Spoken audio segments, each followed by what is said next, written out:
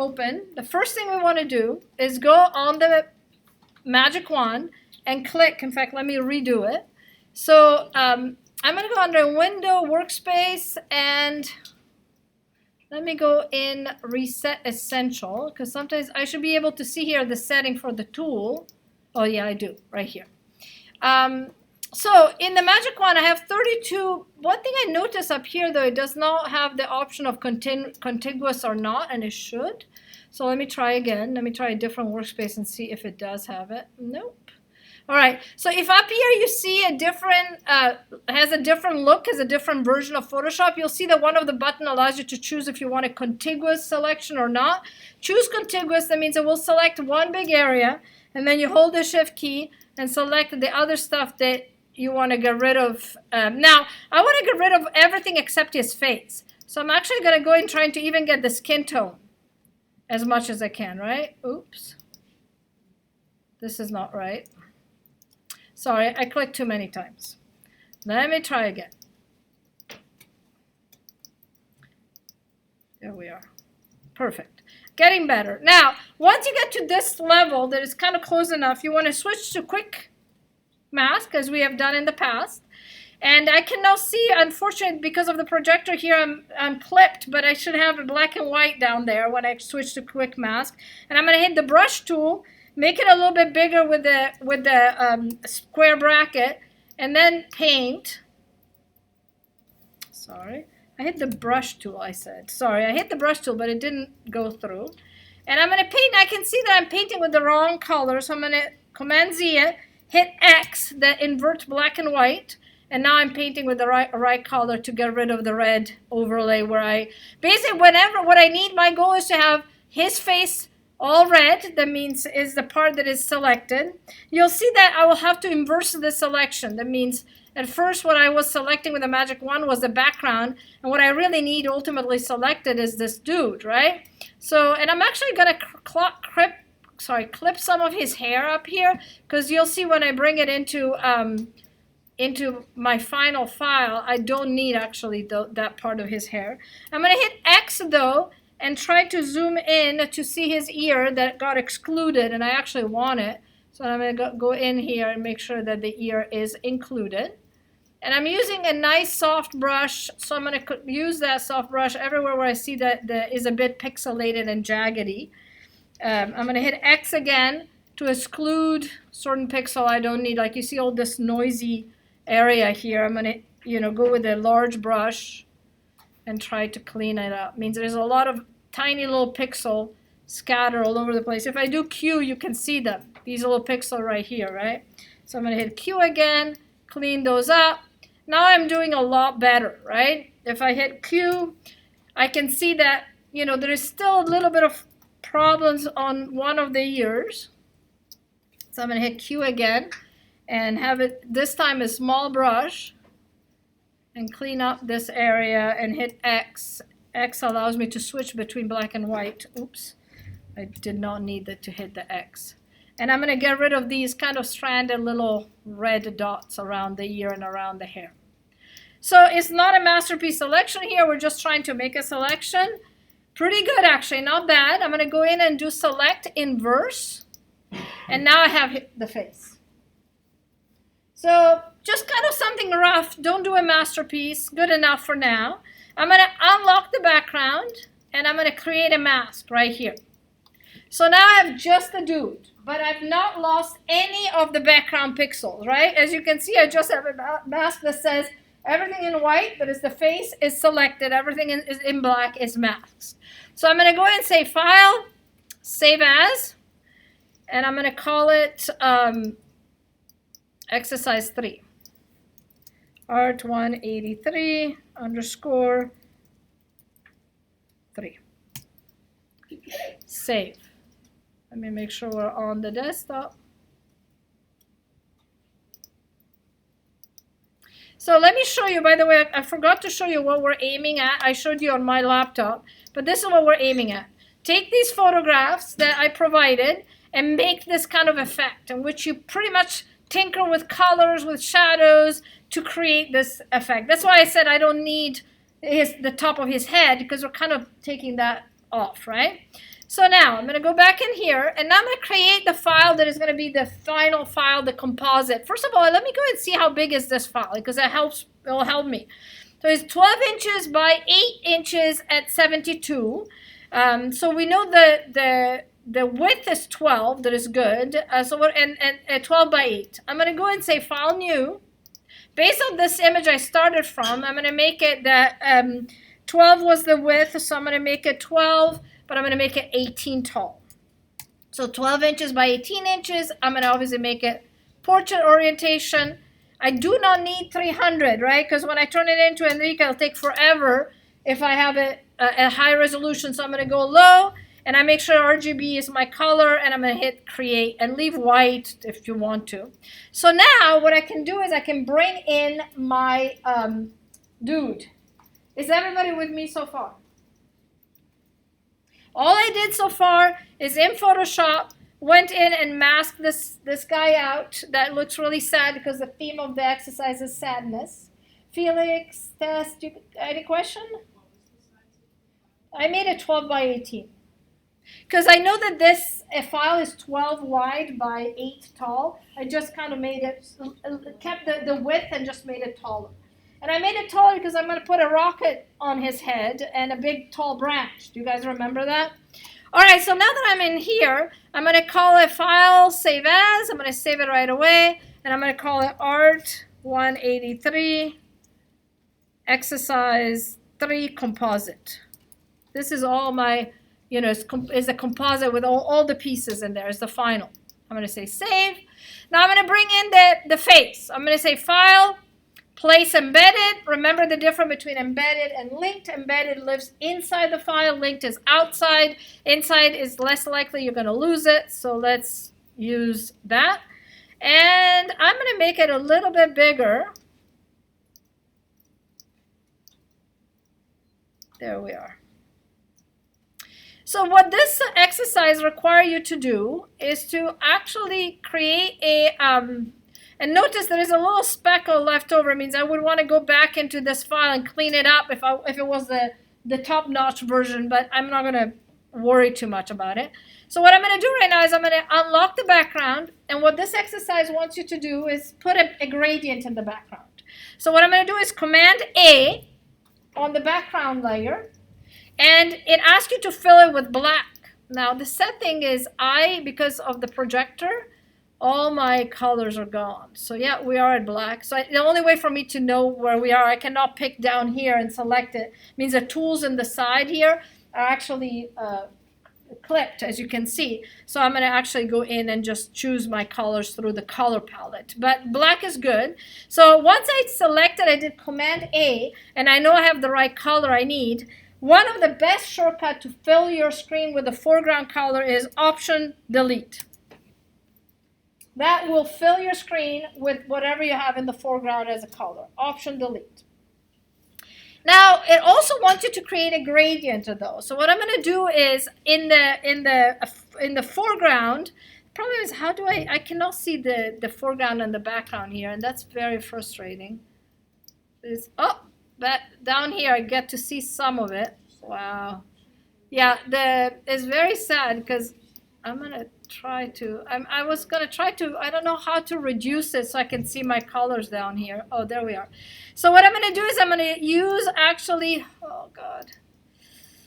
I'm going to use a blue color in the background, or a red or a brown. But I'm going to make a gradient with this kind of blue and black. Maybe actually more like let's put a purple and black. Say, okay. So I have purple right now in the foreground, and I'm going to put a black in the, okay, I have purple and black now. Now I need to do a gradient. How do I do that? I'm going to go in the gradient tool, and up here, make sure it's a radial gradient right here, and I'm going to click and drag out. And you can see that is what happens. If you actually prefer to have the purple around the face, and the black on the outside, hit X, and it will invert the color and then do the same thing. Is purple what I want? Probably not. Actually, I don't like purple with this dude in particular. So let me find that blue that I was aiming for.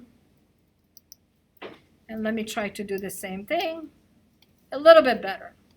So the idea is to have a gradient back there, just because it will make the face stand out. Is everybody with me so far? Yes. Sorry, how did you get the gradient up, like so that you could click and drag out? You just go in this tool, right here on the toolbar, and then you click and drag. Now make sure it says radial though, or it's going to give you a linear gradient up here in the options. So what I need to do right now is I need to do a little element up here that is kind of like the head, you know, decapitating the dude, right? Look at my screen right here. In fact, let me zoom in maybe. Look at my laptop. You see what I mean with decapitating the dude, right? You see that? Kind of, you don't see his hair. You see a plane up there. I guess you can probably see it best in these examples. We're cutting off the head, pretty much. So how do I do that? There are many ways to do it. I'm a bit of a pen tool freak. I love the pen tool. So I'm going to use the pen tool. I'm going to go in here.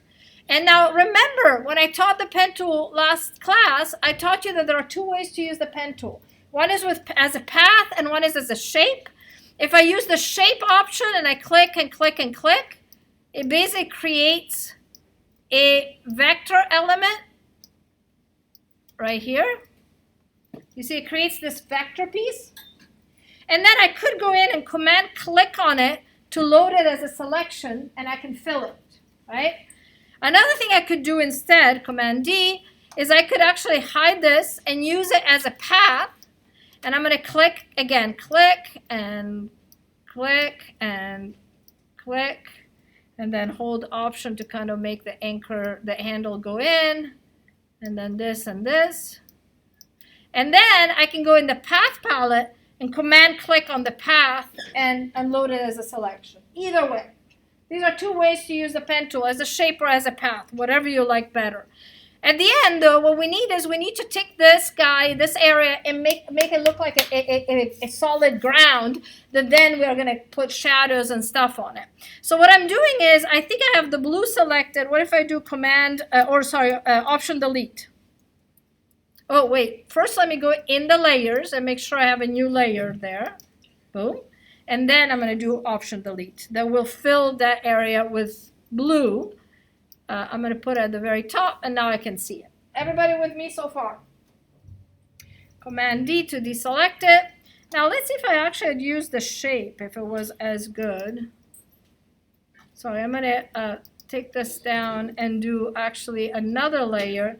I used the path earlier to fill it. I'm curious if I use the shape, if it's a little bit better. Yeah, maybe. Yeah. Either way, you have to have a little cap on his head, no matter if we're using it as a shape or as a path. Now, how did I load whatever I created with the pen tool as a selection? Kennedy's lost. Tell me all about it. Oh, sorry. I just don't know how to make the path into like a selection so I can do the option. Oh, another way to do it, actually, now you remind me, is you can go in with the elliptical marquee and click and drag. Oh, okay. Do that, Kennedy. Might be easier. Sorry, I want to use the pen tool all the time. I really like the pen tool. This works just as well, using the elliptical. So, yes. And then wait, once you have that, what do you press? Option delete, and it will fill it with the color you have in the foreground. So make sure you have the right color in the foreground. In my case, I had blue, and it was good for me. I liked it.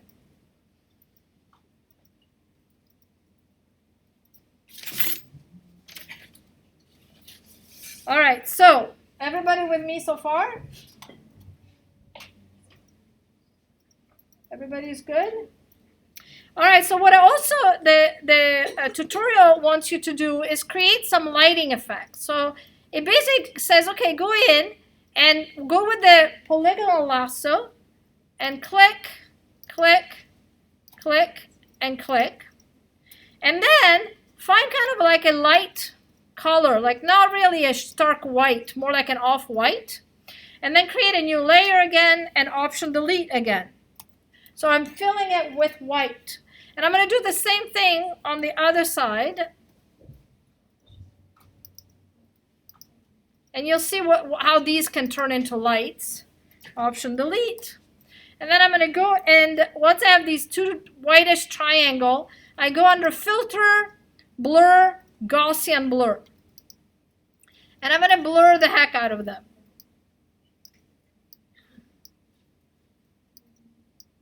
Like, see, if you blur it too much, it gets really weird. But you can blur it the way they look like light. And eventually it also makes you put like a light in the back. But for now, leave these as like this, kind of, for now, very subtle. We can obviously change it any minute, is no big deal. But we can put more and etc. But these kind of are lighting that are going to be in the background. So what am I going to put in the foreground? I'm going to go and find the airplane that I really like, and I'm going to open it. And I'm going to select it. Again, the polygonal lasso for this shape is ideal because it will allow you to select it with click, click, click. It's fairly geometrical. So I'm basically going around my little airplane and doing what I did with the dude in the face, is selecting it and then creating something that I can bring into the other file. So I'm basically going in, once I grab the airplane, go in all around here, and select my airplane. And this one, we're not going to even do a quick mask. We're going to just call it happy as it is. It might not be the most precise one, but close enough.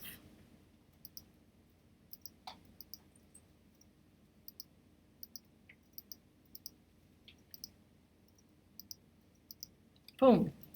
So now I can go in the background of this file right here, unlock it, and again, create a mask. Oh, yeah, create a mask.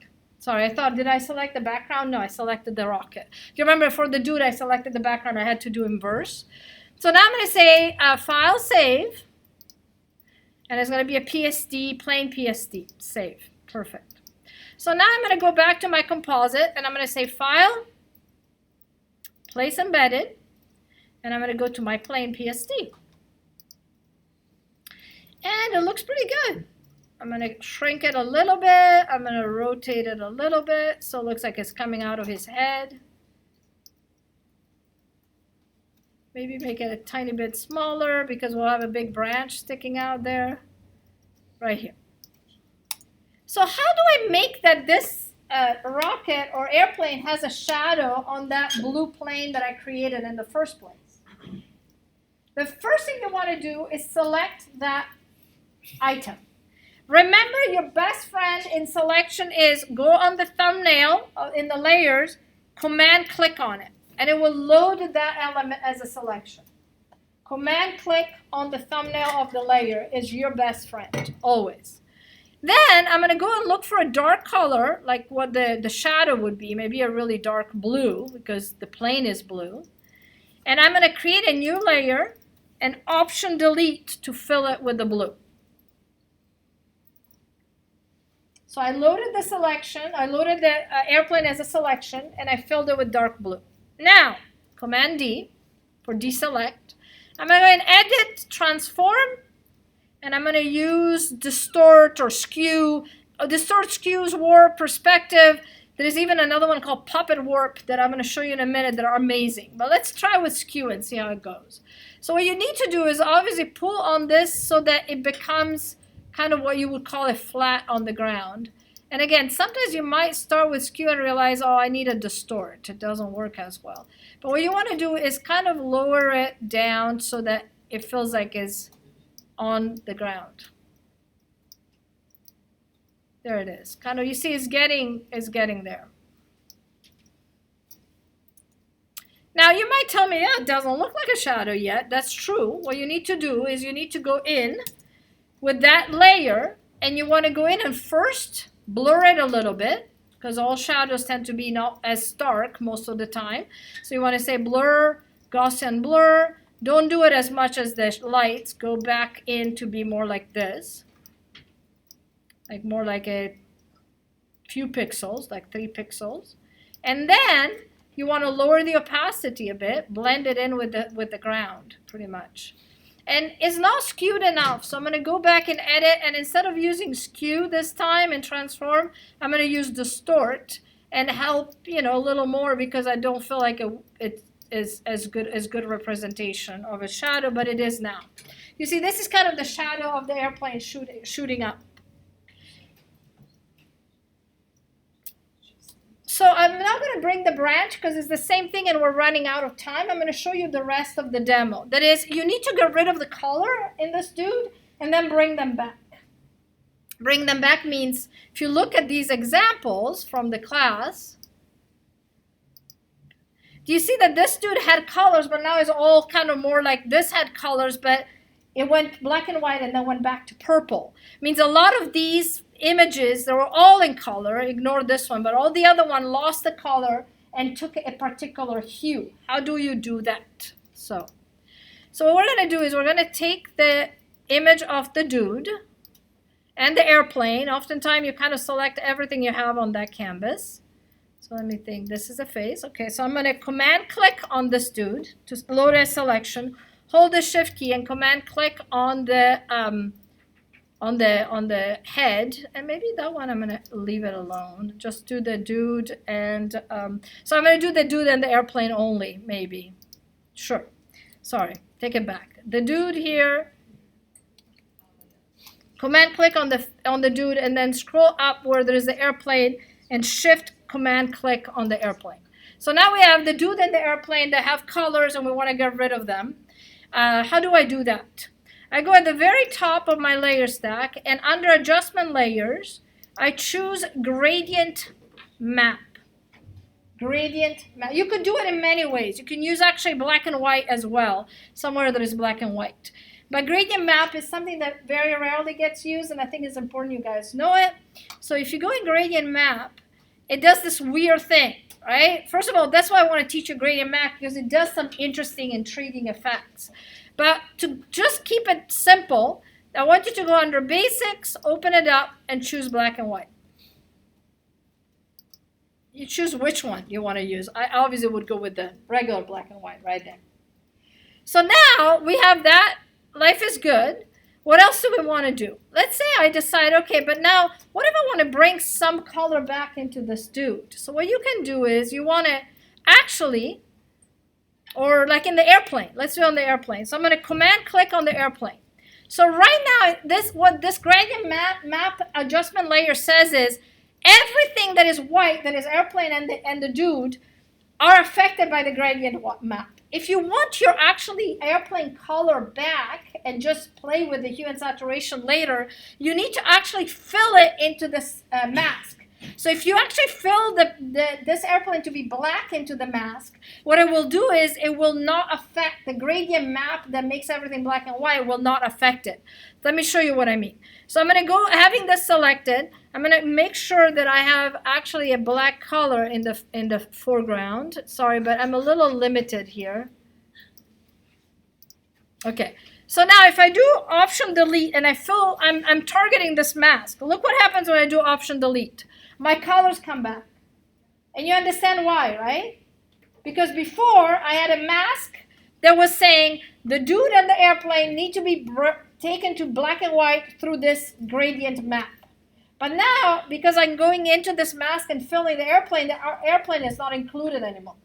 So now if I want to affect the airplane, though, to be something other than full color, what I can do is I can select the airplane and go under the adjustment layers and use hue and saturation.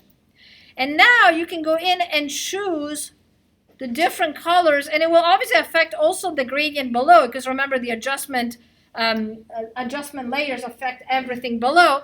So obviously if you don't want to affect everything below, what you can do instead, I'm going to delete this, is go back and select the airplane and say, okay, now I'm going to do a hue and saturation only on that.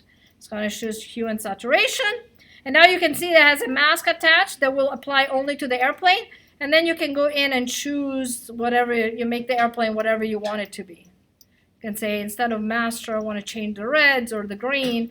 My point is, you can totally go in and kind of make the airplane whatever you want it to be. I'm going to make it kind of really interesting blue again. And you could do the same thing with the dude, right? You can say, okay, I'm going to actually go in and change the face of the dude by selecting it right now. Oops, sorry. I meant to do this. Command click on here. And now, again, I'm going to go and say I'm going to choose a hue and saturation layer that this time it will affect only the face, hue and saturation. And I can go and say I want the face to be like something different. Now, what is the issue here? Besides that, if I do this, it kind of obviously changes a little bit of the lighting on it. It doesn't change the color, and it's because I have this gradient map on it. If I didn't have the gradient map, you see that it would affect actually the color of the dude. So what I'm trying to say here is that the probably best thing to do is to actually exclude, go in here and say, okay, I'm going to select my dude again, command click, and then go into the gradient map and fill it with black again, option delete. So now you're back to having the dude in color, and then you can attach a hue and saturation to it that makes it kind of blue or green or yellow, whatever you want it to be. Does it make sense? Like right now I can make it, let me make it more like a bluish tone. Or like a, yes, this is perfect. That's what I wanted. So now my problem is the cap, the head, it got kind of caught in the middle. I selected it accidentally. I didn't want to select it. Let me change that too though. So I can go in and say, okay, which one is the cap? These are the lights. This is the airplane. This is the cap. Perfect. So I'm going to command click on the cap again. And then I assign a hue and saturation on that as well. So by basically removing the colors or playing with the hue and saturation, you can go in and change what the cap can be. I think I selected the wrong cap. Sorry, I selected the wrong cap. Do you remember we have multiple one in there because I did it with different techniques? This is it though. Another thing we can do is go in and obviously color it a different color. So the exercise is about getting rid of the colors and then bring them back in, obviously in a different way. So I'm going to actually choose kind of like a blue again, something like this. And I'm going to do option delete. I'm going to move it to the top so it doesn't have any adjustment layers there. And I'm going to do option delete to fill it with blue. The problem is I need to have it, actually I cannot have it at the top because I have the airplane and everything else. So I'm going to move it down slowly. I think what I need to do is probably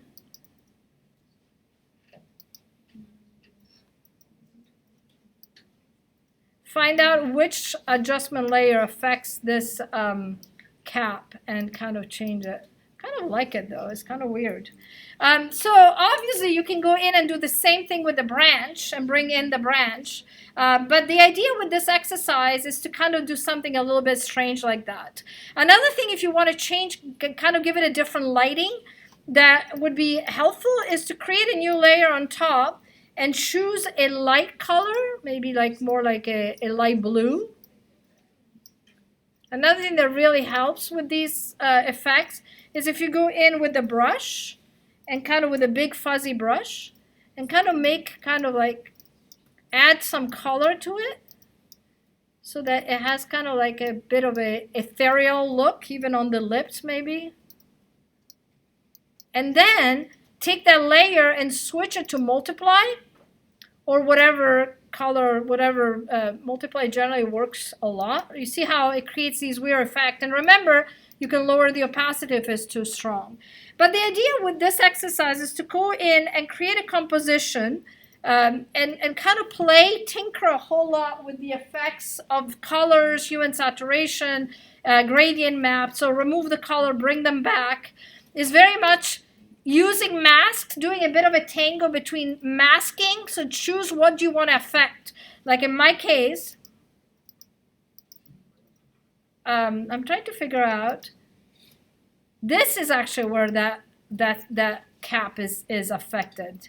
So if I go in here right now, I select this mask and I go with my brush and paint black, it should go back to that original blue. Yeah, there it is.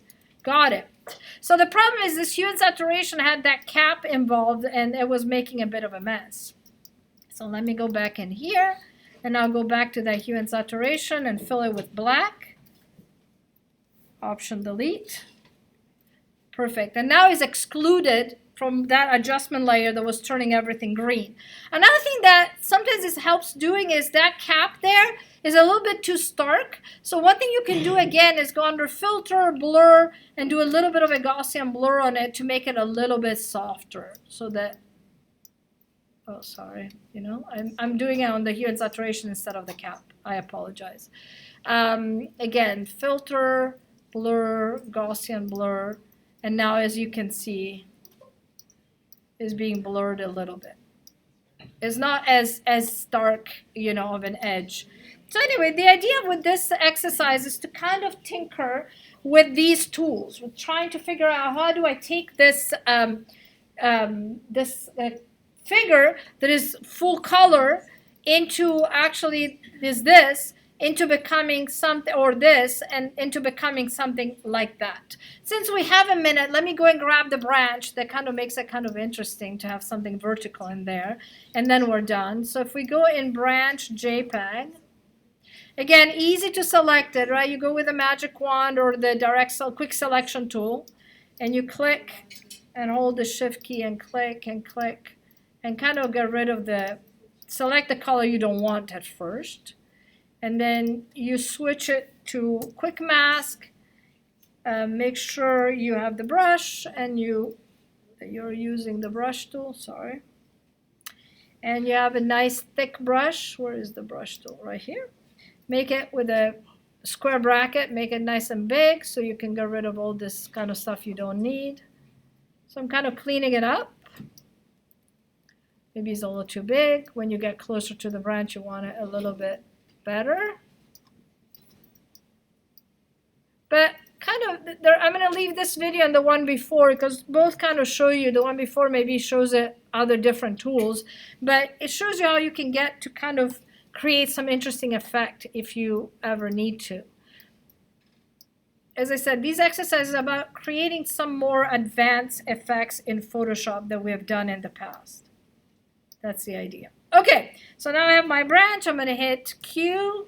I'm going to select inverse, and I'm going to create my mask right here. And I'm going to save it, call it branch PSD, and then I'm going to go back to my composite image, and I'm going to say File, Place Embedded. Sorry, I still have my, I still have my brush selected. Boom. And it's kind of going underneath these hue and saturations. Is already actually a bluish color that is pretty sweet. I'm going to make it a little bit kind of more like that. I'm going to hit OK.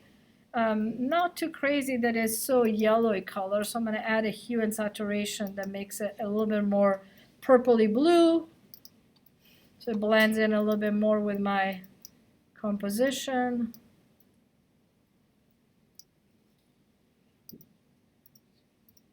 Yeah, this one looks good. Yeah, perfect.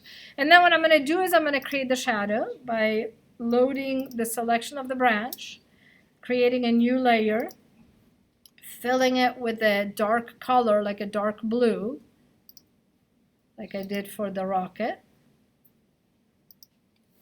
Option delete, and then Command deselect, and then I'm going to go in with that layer and do a earlier the stuff that worked the best I think was actually distort, was not even skew. There we are. So you can see that I'm just kind of tinkering to make it look like it's on the ground. There we are. That's pretty much it. It's really thin, so it's hard to see it, and it's now kind of overlapping with the rocket as well. The last thing I want to show you is if you want to change, for example, if you do have a shape like here, and you want to, let me fill it with a actually bright color, just so that it's not part of this file, but in my other video I show it, and I think it's kind of nice to know this tool. I'm going to create a new layer, option delete it, boom. So let's say I want to change the shape of this guy by making it long at the bottom and keep it kind of like round at the top. One thing you can use is this tool called Puppet Warp right here. The way it works is, I'm going to zoom in so you can see it better. It basically creates this weird grid in which first you choose what you want to keep the way it is. So I go in here, you see it has this little pin shape. So I go there and I say, okay, these things need to stay the same. And then you click and drag to modify the shape of whatever you need to modify. So these kind of tend to, is the algorithm trying to keep it the same as much as possible, but you know, it does kind of, it is an interactive shape, so it might be a little bit still deformed. And then eventually you hit return. Now this stuff is really helpful for when you're kind of, for example, you have an elephant with a trunk and you want the trunk to be a little bit swayed to a different direction in a photo.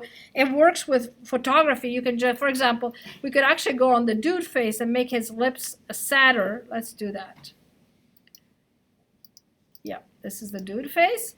So I'm going to go in and select, for example, I'm going to go with this one and select his lips. I could select his nose and make his nose kind of interesting. Well, let's say I choose his mouth, and then I can go and say edit puppet warp and change that area.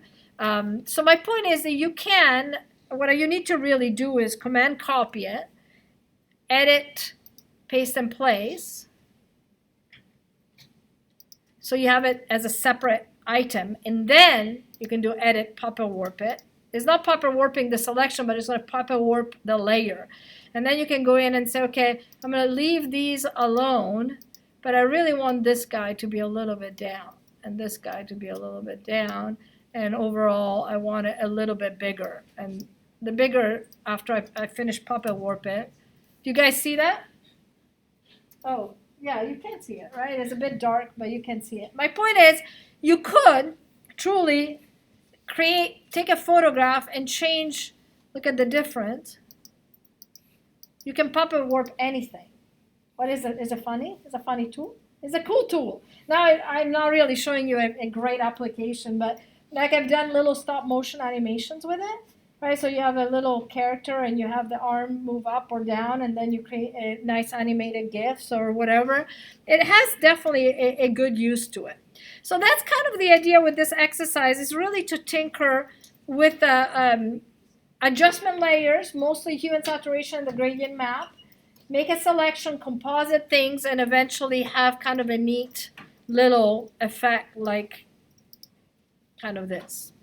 More items though than just, I put only one or two. As you can see, there are a lot more. Now this was originally, actually, let me show you a tutorials that looked like this. One second. Tutorial, the final result. Let me see if we can see the final result. There it is. So this was a clown.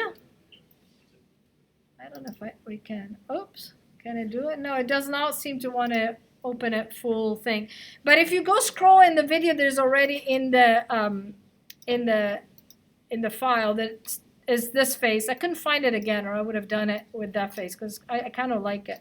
But the beginning shows you actually that was a tutorial, that really old tutorial that has been removed.